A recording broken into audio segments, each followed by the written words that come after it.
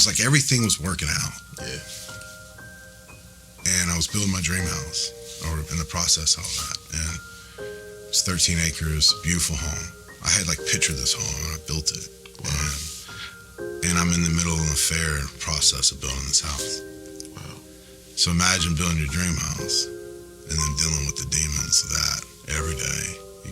If you want forgiveness, you just ask God to forgive you.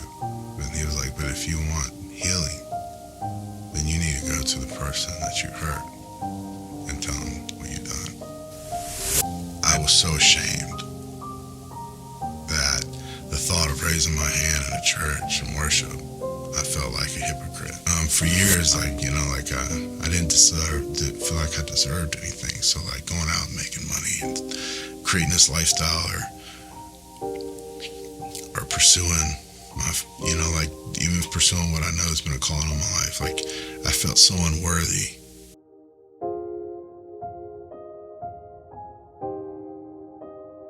Today we have another special guest that have come to share their testimony, their walk, their faith with God. Man of God by the name of Brother Shawn Merril. We thank you for coming in and share your testimony. How you doing today? I'm doing good. That's great. For those that don't know you, introduce yourself and just let us know who you are, where you're from. Man, I'm kind of a native of the Mississippi Gulf Coast. My family was, my mom was raised here, just down in Point. If people know that. She's got the accent. It's a dying breed, but she's definitely.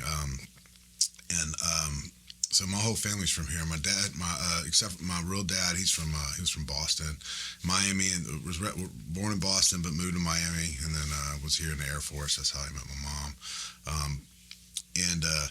But my parents divorced when I was really young. I was still in diapers. One of my first memories was my dad, my parents separating, and as a kid, man, we were just so blessed.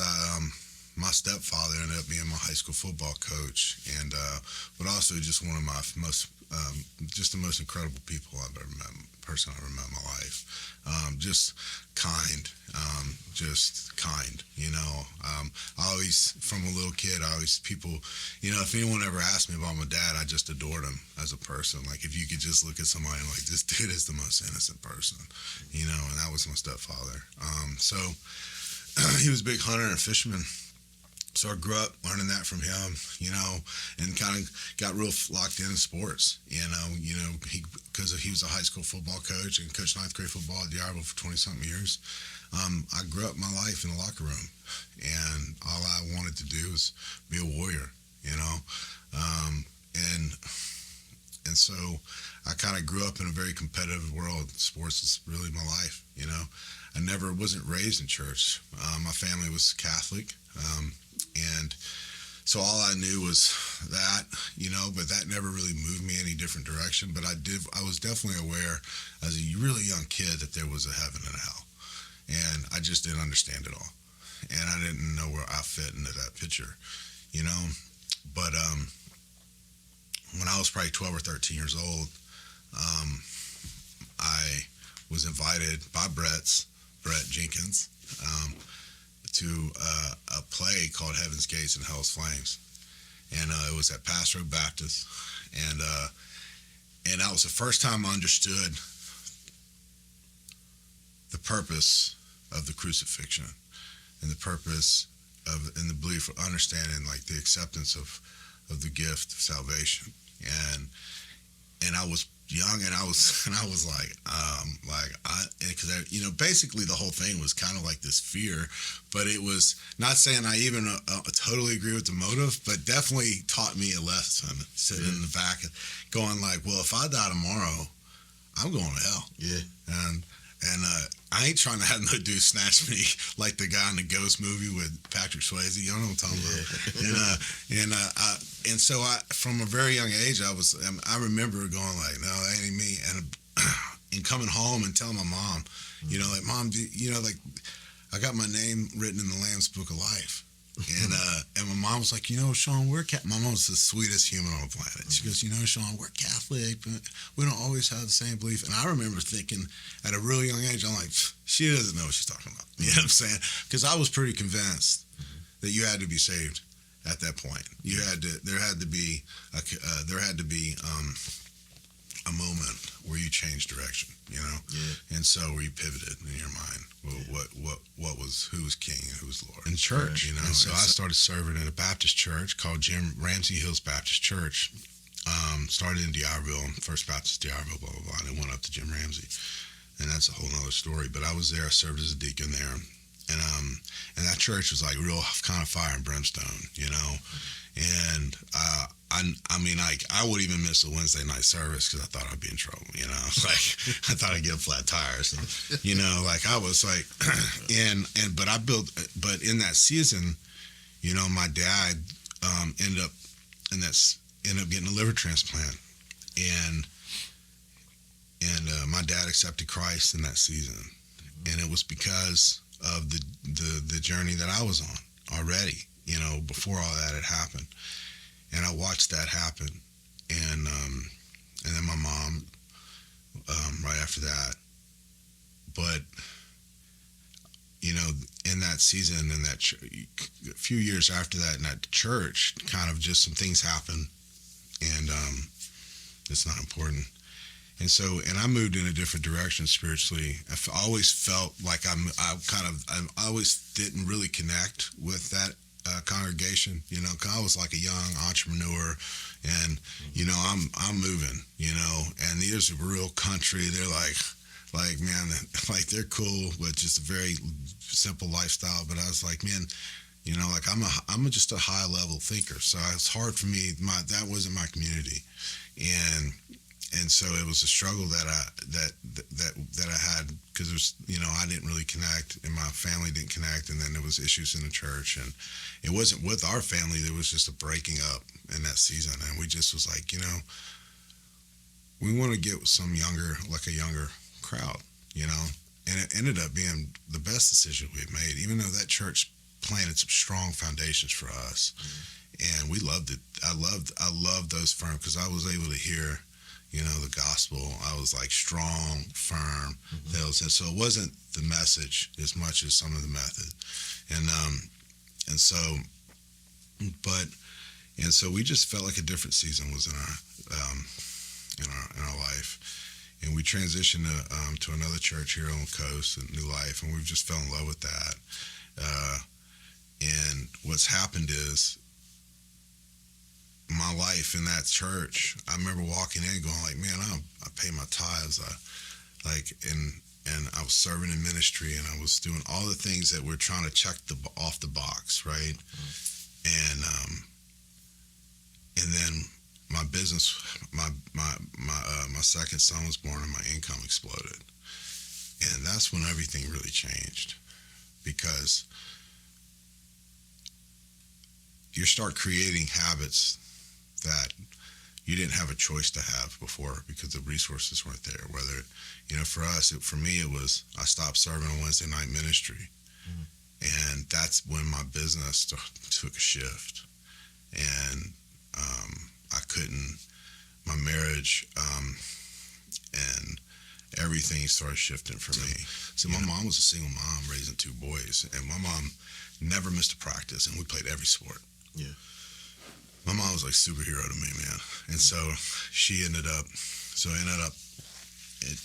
moving down here. So there was this gap in time. My real dad was just so busy in his life here.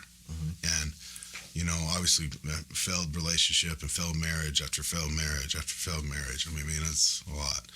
I get his personal life, but he knows, and me watching that, but he was the only one that was ever talking about church.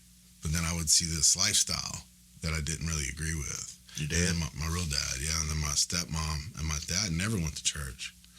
And they were like this two sweetest people on the planet, But I had to learn in that season. It was always this weird thing for me, because like I never really knew where the line was, for me spiritually. Like Like the only person ever really trying to bring me to church was my dad, you know. Yeah. But then all us, it was just it didn't make sense on like the lifestyle, Yeah. you know.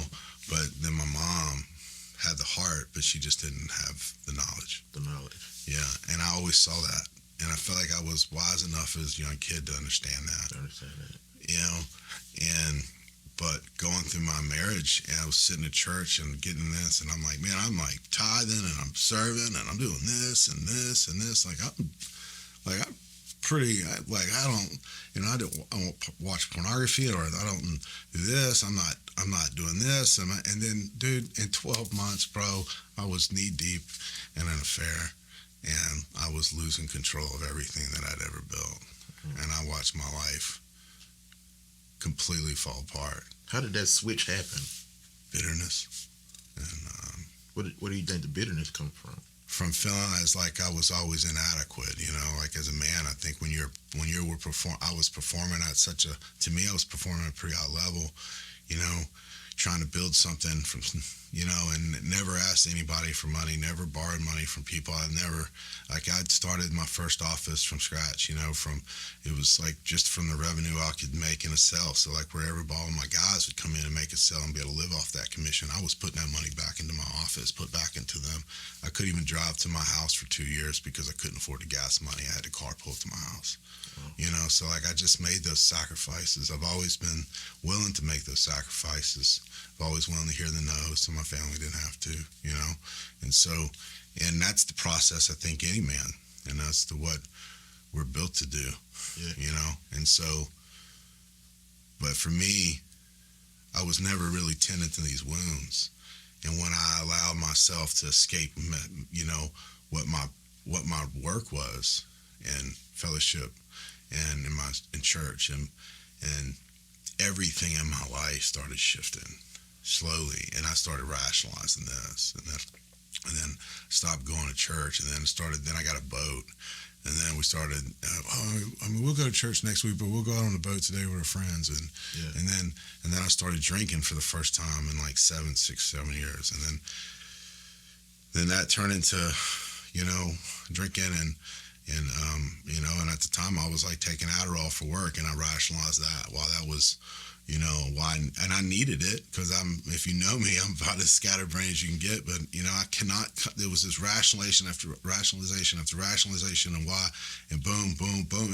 And outside looking in, nothing was wrong.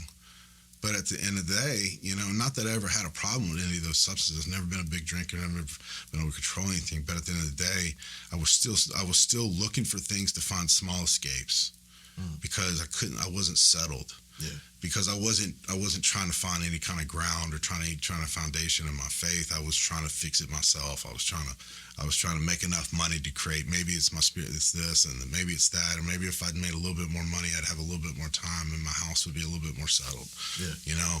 But at the end of the day, I was putting all that into my own effort, and it was just draining me down. And when it wasn't working, even when the plan worked, the plan wasn't working. You know what I'm saying? And so, were you always an entrepreneur?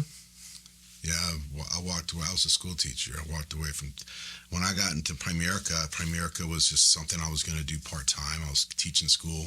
I was as personal training. I was football coach. I'd wake up at 4:30. Personal train my first client around 5. I'd be in classroom by 7:47. Class, my last bell ring 11:15. I'd personal train again for fourth period. I go back and coach. Third period, and then I go back for fourth period football. And then I would personal train after ball around 6 to like 10 o'clock every night, unless I was in grad school. And so I only had a couple hours. I didn't have any time in the day, but I only had a couple hours left to have my master's in education. And I walked away from that when I got to Primerica because I met this guy named Mike Landrum, and he was a Christian man. And it was a Thursday, and he called me, and my dad was in the hospital, and I was just really...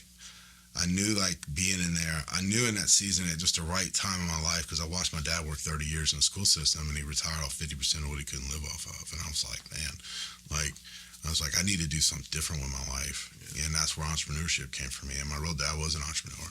He was a hard worker. And I knew my dad was a worker. I was like, I can be a hard worker. I'm going to find my grind, something, you know. And when I found Primerica, I was like, where else can I go get my licenses and financially and run it, get a business and have a blueprint to build my own financial service business right here in my hometown. I won't have to move out way. I don't have to build contracts with these major companies. It's done for me, and I just was like, man, I saw it for what it was. And I believed in myself enough that I could do it. Yeah. And so my first month, I made like $7,000, quit my job, dropped out of grad school, went full time, never went and turned in my resignation, teaching 60 days into the business, and kind of a crazy decision really, but that put me in the fire, and I was willing to, I hung my hat over the fence. I told people I was going to have the biggest financial service business in Mississippi.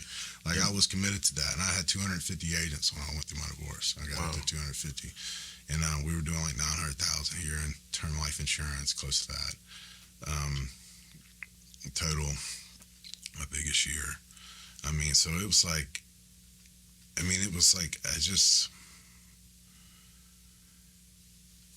it was like everything was working out. Yeah. And I was building my dream house, or in the process of all that. And it's 13 acres, beautiful home. I had like pictured this home, and I built it. Wow. And I'm in the middle of an affair process of building this house. Wow. So imagine building your dream house and then dealing with the demons of that every day. It was hard to cope. It's hard to think. I lost some of my best agents in that season. And I lost guys that had a bright future with us. And it was all because I was living a double life. I couldn't, and it was like they could sense that. And I lived with this.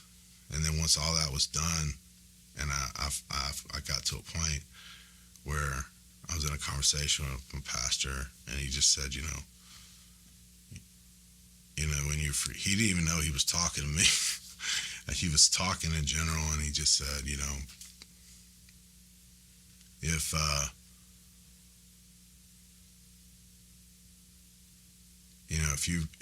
if you want forgiveness, you just ask God to forgive you. But he was like, but if you want healing, then you need to go to the person that you hurt and tell them what you've done. And it just hit me like a ton of bricks. And I was like, every day I was crying for months. And I was like struggling. And because it was like I had been in this situation so long, I didn't know how to get out. And I'm like most people. And I didn't want to be in a situation. I just felt like I had no other choice anymore, Yeah. And so I ended up confessing because I couldn't live with it anymore. And it was like this crazy amount of pressure came off me, And then with that process, but then that's really where the story starts. But in that season, after the divorce started, that's when I was so ashamed that the thought of raising my hand in a church and worship, I felt like a hypocrite. I was ashamed of every side of me, so I ran from it. Ran to the nightlife, and whether it was alcohol or marijuana or women. It was like, if I'm going to lose everything, at least I'm going to enjoy my evening. And that was really the simplicity of the thought. It was like, well, I don't have my kids tonight, so I'm going to make the best of losing it. And that was like, it was like, and it's hard. I was like in this survival state, and I lived in that state for such a short amount of time, but it felt like forever. It was like 8 months, but it was just like, I couldn't put anything together. I couldn't show up on time to anything. It felt like everything I touched starting to crap, and I just kind of dwelled in it. And it's just crazy, the lessons that the Lord put in my life. Yeah. Where I had to drive past the road that I had my affair on the first day every day to get to my condo. My condo overlooked a place that I would meet somebody there. I mean, it was every day I was brought to a truth of a decision. So when that sun went down, and my family was gone, and I was in this one bedroom, like living in a 2-bedroom condo with a roommate. But I was a senior vice president with a publicly traded company, Wow. and I was living like a college kid. Humility. I was so like, oh my God, I felt like an idiot. It was hard to. I just lost my house. I just lost my family. I'd lost the respect of people. I lost. I didn't. When you go through a divorce, you lose their entire family too. Right. It was gone. There was no mother fellowship in that, and I was alone. So when Thanksgiving happened, it was pretty, and it's just like 4 people. It's not 30, 40, and Christmas morning happens and your kids are not there. And, what you do, you try to escape.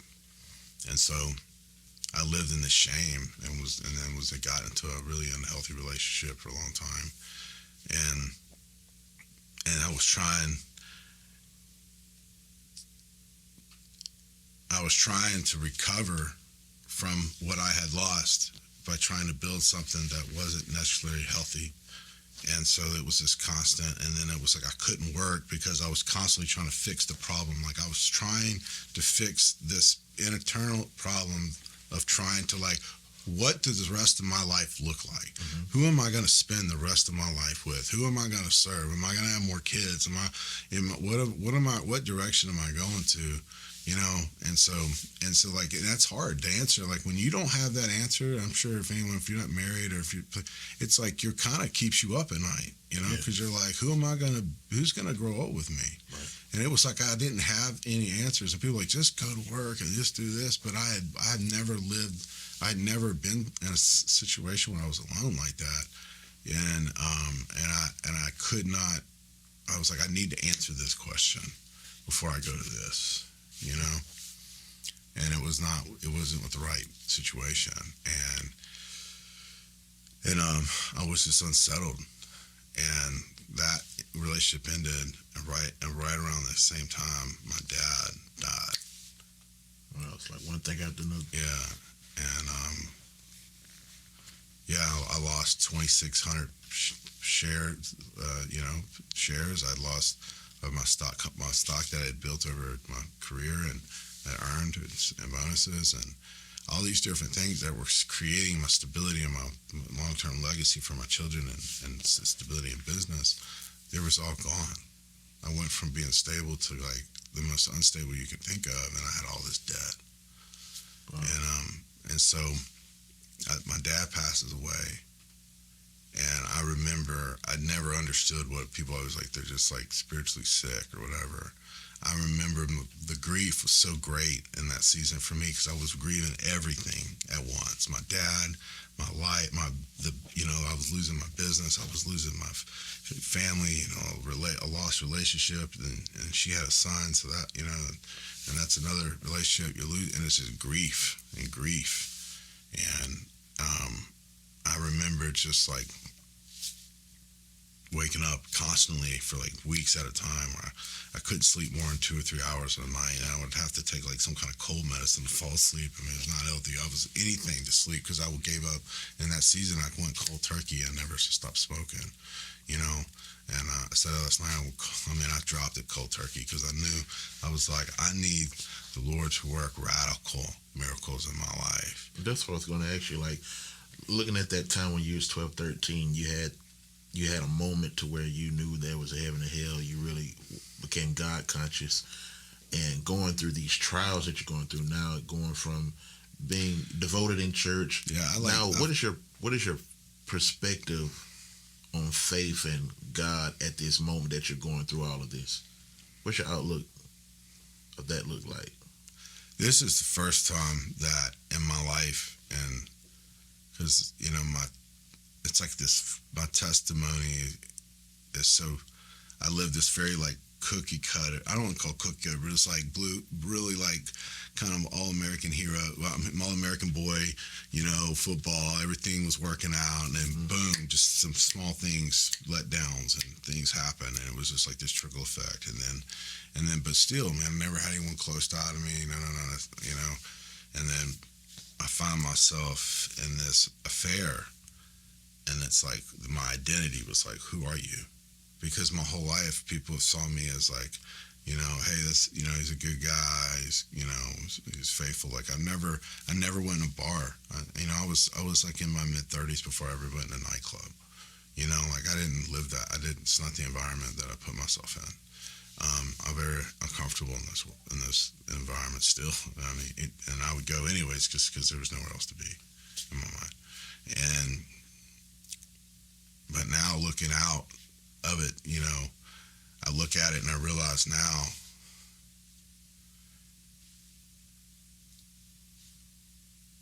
because of what's transpired in my life and what the Lord I've seen happen.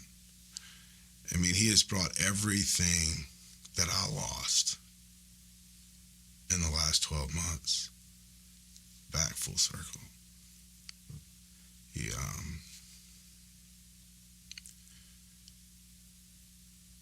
for years, I didn't feel like I deserved anything. So like going out and making money and creating this lifestyle or pursuing my, even pursuing what I know has been a calling on my life. Like I felt so unworthy that it didn't matter to me anymore. So I just like kind of showing up and being consistent. You hear all these motivational videos, and I was just like, man, like I just felt so deflated and had so many insecurities that I had allowed somebody to create, and you just like you believe it. That's why you're willing.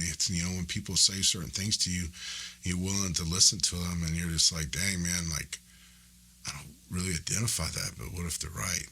I did have an affair. I did cheat on my family. At the end of the day, I lost 50% of the time with my kids. I can't get that back. That's a debt that's gone.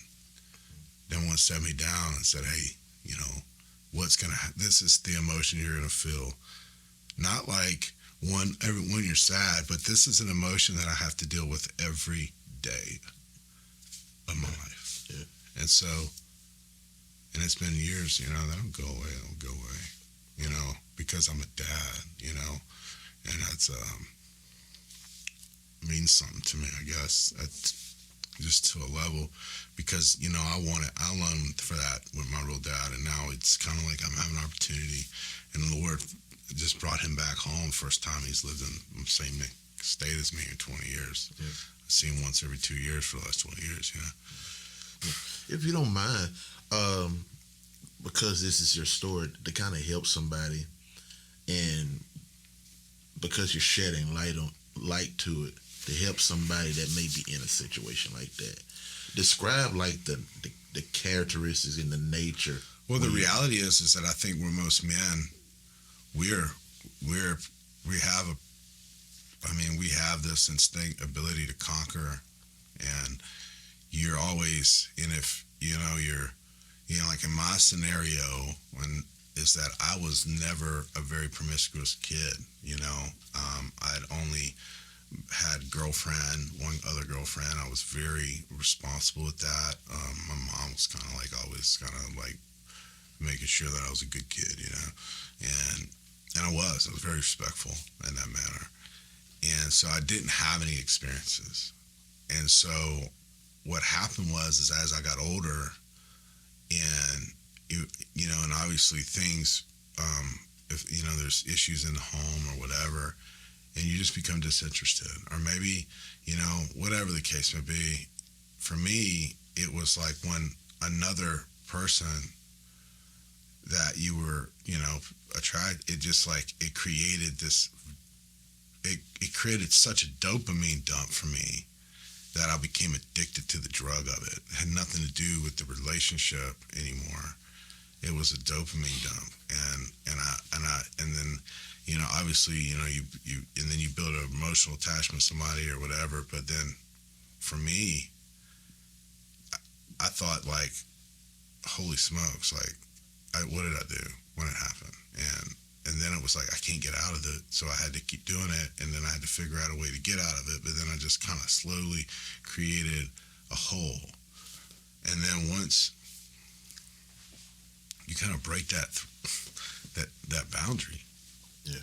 you're just like, when you get real comfortable with a sin like that, Right. that's a scary place to be, because then where is the boundary? What was that turning point for you in turning back to God from all of these situations that you've gone through the divorce, through? Because I've always been conscious of my decisions, and I've beat myself up for a long time. So it wasn't like I was sitting there going like, I hate, I'm turning away from God. I'm mad at God. Like, I never was looking at it like that. Like, I always looked at it like I was very ashamed of myself. I was very embarrassed. I was very insecure. And I'm not an insecure person, and people probably don't know, but I've lived in people who have come up to me in the last year and like, it's so awesome to see yourself again. And because they just knew I was carrying it, carrying the shame of it all. If people knew of the shame that I carried, I used to always say, there's nothing that you've said to me that I haven't said to myself. Yeah. And so, because I'm not someone who tries to get out of my responsibilities, I'll accept them, but it was such a hard road for me because that wasn't where I was supposed to be. Yeah. My dad had made that mistake, and I was supposed to conquer that in my life. I wasn't supposed to stop, no different than David. Like, David fought the battles so Solomon could build the temple, you know what I'm saying? Yeah. And it's like, shameful for me. That's the shame that I deal with, is that my son has to be the first. I should have been the first. And now I need to do a good job and make sure that his family would stay intact. But, the Lord still blessed that. And I thought he would never bless me. And then he gave me Christine. That's right. And he gave me the ability, and I went through all these things. And now I have the opportunity to be a father to these kids that lost theirs, And,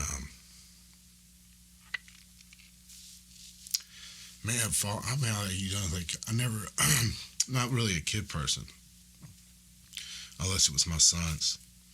I just and that was a fear that I had. And I remember when she was inquiring about, like maybe going on a date, and that was something I weighed heavily. Mm-hmm. Where was I spiritually? Because I knew where she was always going to be. Because she is, she's just such a strong Christian person, and so strong in her faith, and I didn't want to let her down, and I knew that if she wasn't a girl that I was just gonna go hang out with, yeah, right. It was like, if I'm gonna go over here, I know who she is, and I know the Lord has given me what she really is looking for in a man, because I know what those boys are going to need. Because they're going to need what I wish I would have been a good mom. Yeah. On a consistent basis, Yeah. And so when I went over there, it was just like, it was like we just knew. And so in this process, it's taught me so much about, I fell in love with these two little boys, like they're mine. Sorry, you couldn't convince me that they're not. How is your looking back and going through the history of what you've gone through and how God has brought things back full circle? How is your faith now versus how it was back then? I feel as if like now there's, where I was more like, like I got stuff I need to do, or I got, like, not like, but now like I'm in a place where I feel like I'm keeping every thought captive. Mm-hmm. And I'm not allowing myself I'm not going to put myself in a position to hurt my testimony. I'm not going to be, you know, I'm not going to be, um, like I'm going to have some strong boundaries in my life. I realize, like, now, like, I don't know, I just feel this insane uh, calling in the last couple of weeks of my life, strong, to to lead men, you know. Yeah. And we're already starting like this little men's leadership in my office that got really big at one time. And but like there's so many men in my scenario that are entrepreneurs that are battling with maybe they're in the middle of an affair and maybe they think it's the time, they're rationalizing in their head why they should leave their family and that because of what they deserve and what kind of relationship there's things out there and situations out there that obviously that I'm unaware of and that are unsafe, that are unhealthy, and that's not for me to call, but there's so much of it where it's just a lie in their head. Yeah. And rationalizing, like, because at the end of the day, that world, that sexual temptation world, that literally is a drug that you can't quench. Oh, yeah, it is. And so, and it just brings you down to a deeper depression, Right, and that's right. what I found myself, like, the deeper it got. And which is when, I just had a couple of moments in my life where I was just like, like it was like you got the pivot, Yeah. and looking in the mirror one night in November of 2021, I was just looking in the mirror and I said, what about you? This was right after my dad passed, and I was like, what about you represents God? And I said, and I couldn't even answer, and I just hit my knees. I just started screaming. It was like, and I just wanted it all, and that's when I stopped going out, and I stopped smoking, I stopped listening to anything really that was any kind of like just BS, and I just more focused. I was reading every day, and boom, boom, boom, and I was really locked in, and then I went back to this relationship thinking like, hey, this is my chance to prove, hey, this is who I really am, right? Mm-hmm. Not this hurt. I'm a, like I know that you've seen me in my worst, but the Lord wasn't going to let that relationship work out, no matter how hard I tried. It didn't matter, and I realized that. I was like, this is not where I'm supposed to be. And so I went another 6 or 7 months where I was just like, was just working and being a dad and just constantly, and then got, just constantly, the Lord just keeps putting me in front of people, and I know that I'm, and like people in our office or people in the business, and then I have one of my RVPs, which is like an office, owns an office for us, is a ministry, and it's just like it's surrounded me. Oh, let me ask you this: looking at your story, I see that at a time you're very devoted in church, mm-hmm. and then your business started to take off to where you weren't able to be as devoted as you used to be.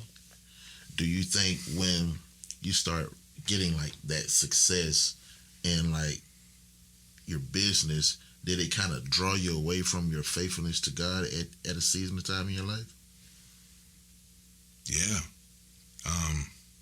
Well, because I think there's a piece of you that says that you have this ego, and men have egos, especially, and when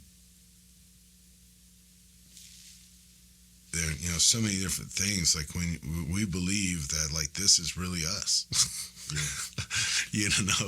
and I really believed in my head, like, man, I'm a good person. Like I am doing all these things that most people are not doing. I'm being faithful in it, and I did enjoy my life. But when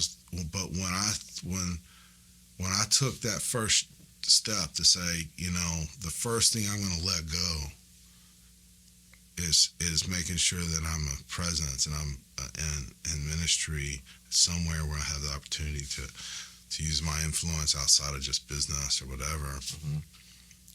I chose that. And I just think that's a telltale sign where my heart was, Yeah. maybe. And hard to admit that, right? But at the end of the day, it's the only way I can admit it now. And so, I mean, obviously, that wasn't as important to me as I would want it to be in that season. And what I can see, your faithfulness to God at that season in your life, it wasn't anything wrong. From my perspective, God blessing you with that business, that was great. Yeah. You know, and but what I find out, like He told the children of Israel, and I believe in Deuteronomy the 8th chapter, when I have blessed you with with the promised land, when I've given you houses that you haven't built, when I have given you all these things, He said, don't forget me. And as an entrepreneur myself, I know sometimes that we can be such on a grind, trying to make sure, because it's not something that we're trying to do wrong, but it's a natural thing, because entrepreneurship is very different than just working a 9 to 5. You really have to walk by faith being an entrepreneur, because you have to make sure that, hey, I'm covering everything to make sure I feed my family. And that can be a leap of faith in itself. I can remember when I left my job to start working for myself, how trying that was, and the pressure of knowing, hey, nobody's going to take care of me. I really have to trust God to really help me to provide for my family.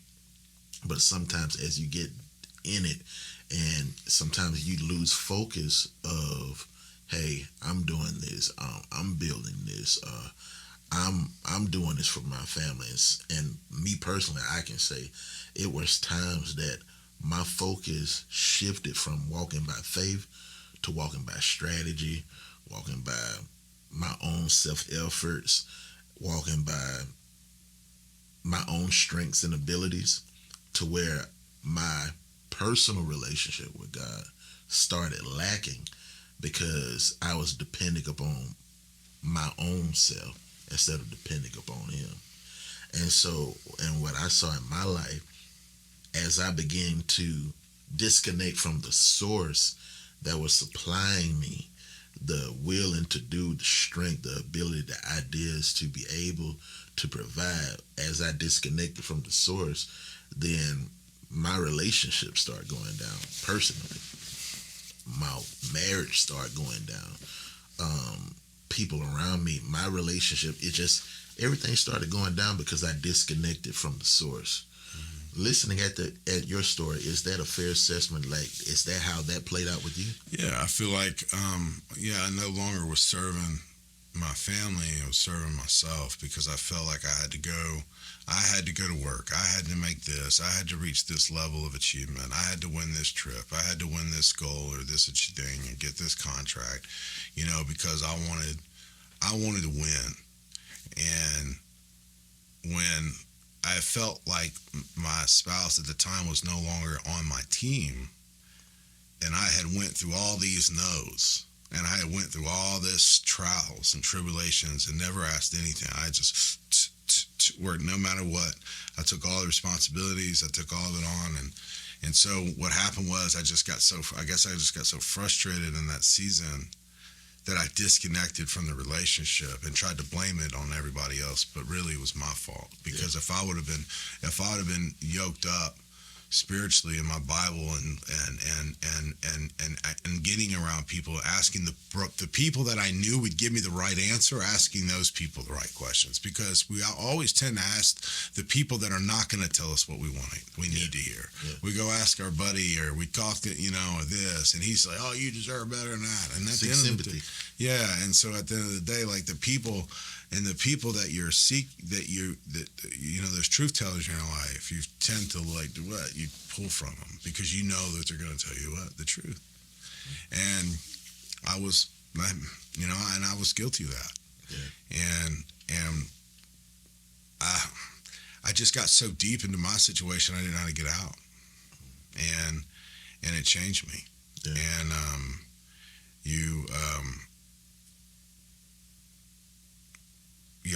I created like a different identity for myself, almost like I was like, well, this is just like, I made a mistake. I'm no longer really viewed as a good guy here in our community, or maybe whatever, I'm the same person. I still love people, still want to be a good person. I still love the Lord. I just made a mistake. But I felt like in my head, I allowed myself to believe that no one really would see that ever again. So I just kind of do my own thing and move on. Yeah. Like go quietly in the dark. It's kind of how I felt. I maybe never said that out loud, but it's kind of how I felt. And now it's just like coming from a place where you had all these insecurities as a business owner, and the Lord continues to put people in your life, and then and then now on Tuesday my 11-year-old accepted Christ, and it all started with this random guy in the gym 4 weeks ago just saw my tattoos and liked my tattoos, and he started talking to me about, we became friends over a course of a couple months, and he's got me really thinking about my calling, and he's got me really thinking about my relationship with Christ every day, and he's sending me devotionals, and not that I was not conscious of my faith, but I was just not on fire. And there's just been things that transpired over the last 4 weeks that's just got me, I'm aware of who Christ is, and I'm aware that that my life and my legacy is a lot bigger than what my business or what I've told myself I could do in business or as an entrepreneur or be successful financially or whatever. For whatever reason, he's just taken that craving away from me. But I still know that there's responsibilities, and I'll build success through my life. But I just got a different. It's been like and it's been an emotional 3 or 4 weeks for me. And so, which is why we've done the things we have, get in alignment, Right. and because I don't want to miss any blessings. Amen. And Let me ask you this. So, looking back over your life, what would your message be to somebody with a similar struggle, having success and seeking spiritual fulfillment? What would your message be to them, and how it's guided your life?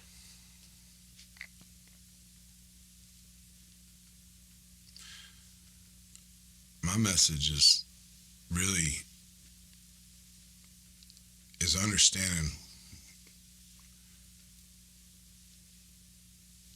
really this season, and it's most of the people where they struggle are when the kids are young, and this one spouse is going this way and the other one's going that way, and then they come back to raise the kids at night, and I feel like for me, what I would want someone to get to maybe zig versus zag, like I did, is to be present in gratitude on a daily basis, and be intentional with your life, be intentional with your diet, with your training, with your reading, with your relationships. Like so many people, they think the way you do anything is the way you do everything. We have this idea that I can live this lifestyle of undiscipline over here, but then have all these disciplines over here, but they all correlate. Yeah. And at the end of the day, I'm not, and that's not, and it's just funny to me is like more disciplined I am, the luckier I get. You know what I'm saying? And it's because, and I know it's not luck.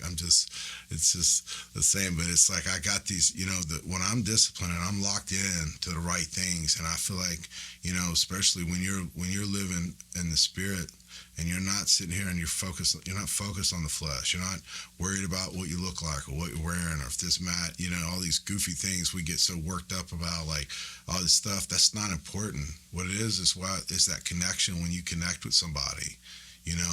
Are you speaking life to them, or are you speaking death? When they walk away from you, do you make them feel like they have value?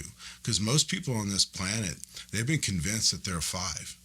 Mm-hmm. Well, man, I just feel like, man, maybe that's my calling. I'm a convinced that they're a 10, and they maybe they're performing at 8, 9. because a lot of people's disbelief is what keeps them stranded in captivity of insecurity and all these things. Being in business 15 years, working with people over the years and seeing it, it's the only difference between people that win in life and the people that lose is people that believe they can win. That's it. And because when they believe they can win, they communicate that to people. And what happens is somebody gets belief, it's a game changer. All they needed is for a second. I mean, you can watch it playing sports. When a team gets belief or when a fighter gets belief, one punch, that one thing, and his whole body language changes. And it's just belief. Momentum's a real thing in life.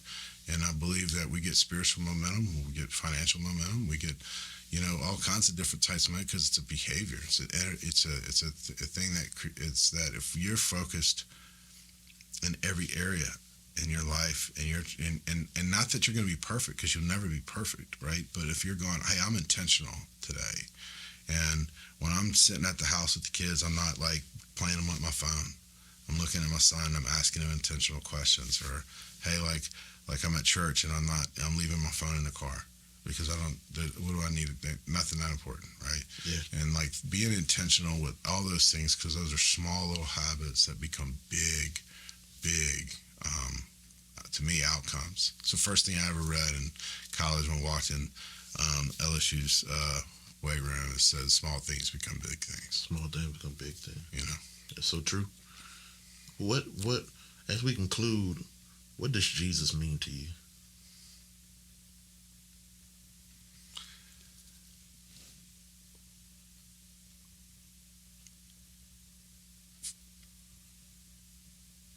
Walking through this last season,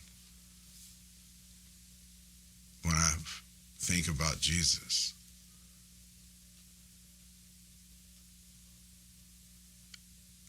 I just can't believe that,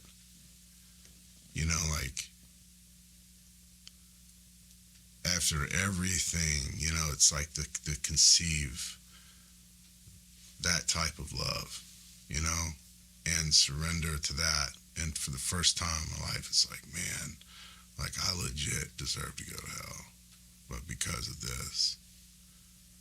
And it's sometimes that's the part that, like, I never ever probably let that settle in. And you really go through things, and like now it's like, man, I understand sovereignty, and I understand what it is. I put myself in such a performance-based mindset my whole life. I was an athlete. Everything was performance. Everything was like, what's the result? And like, you had an affair, what's the result? Well, are you saved? Or is this? Are constantly questioning my salvation, constantly questioning this, constantly question. And Jesus to me now is the ultimate. It's like agape, like this ultimate love. And it's hard to fathom that he would love me after the things that I've done and the things that, just, whether it was a lie you told or someone that you hurt, because I know that I hurt my ex, and that's something that I'm not proud of, and I know that it's something that affects her for the rest of her life. But that's not the battle that I can fight anymore, and I've had to learn that because of what Jesus did on the cross. Man. And so I was constantly trying to battle that and battle this mistake and this, and just understanding, like, you're not losing your salvation. You're not like this. It was finished. It's not about what you're doing or what you're going to do. It's about what was done for you in place of you. And I would say this, sometimes as we look over our lives, we look at the mistakes we make, we look at the trials that we've gone through. Sometimes the enemy will try to make you feel regretful, but I just want to encourage you that sometimes a fall is necessary. And what I mean by that, sometimes it takes you being on the other end of God's love and his mercy. So first, I feel like a better person because I went through all this. Like I have empathy. And that's what I've learned in the last few weeks. That's the word I was looking for, empathetic, because I I was dealing with so much grief for so long. Like, you could sit here and tell me about something that's really sad. And I'm like, man, I know that I should feel sad and sorry for you, but I don't feel anything because I have nothing left. Right. Like, I know that you're struggling financially, but I can't even keep my head above water. Like, I know that you just lost your family, but like, I have to drive past my dad's office every single day of my life. You know what I'm saying? Like, and that's where I grew up. He was the head coach of D'Iberville. I'm like, every day, watching it. And you never cross that parking lot without just a piece of you wishing that you'd see his truck. 20 some years. That's what I saw. So it's like, it's just like all these little things, and so I feel like that's the first time that I do. Like, it's like I realized, like, man, this season, there wasn't, like, there's going to be so much good. Amen. That can come from one thing I can learn from your story, what I paid attention that you did do, of course, when you was going through that affair, you were convicted to confess that. A lot of people that may be dealing with that situation, they cover it or they're hiding away from it. But the Bible said if you cover your sins, you won't prosper. But God said if you forsake him and confess him, he said he'll have mercy. So I can learn something from your story that you confess. You was willing to be open and transparent. And this is like the gist of why I do these testimonies for people to come in and open up, be transparent, to share what they've gone through, because somebody on the other side of the screen may not understand how to make it out of that situation that they've gone through, so that they can really experience true freedom, true redemption, and true restoration. Brother Shawn, I appreciate you coming in and giving your testimony. It was very insightful and very powerful. If you don't mind, take us out with a moment of prayer. Okay.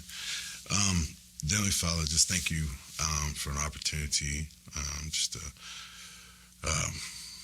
meet some new guys and reconnect with some others. I just ask that you just continue to give us discernment. Bless this ministry. I don't know all of its platforms, but I ask that you bless each one of them and the people that are involved. As ask that you just continue to sharpen my blade with the right people, and that maybe my story or my message or my failures, but your redemptions create some clarity in someone's walk and relationship with you. I love you, and just appreciate every moment. In Jesus' name, amen. Amen. Appreciate you once again coming in, Brother Shawn, telling your testimony. I pray it's really going to be insightful to a lot of young men and more than likely women as well, and seeing God's sovereignty over your life and seeing how he's continued to process you and take and grow you in his grace. It's like the first time I've ever talked to anybody about it like this, so it's weird. Yeah.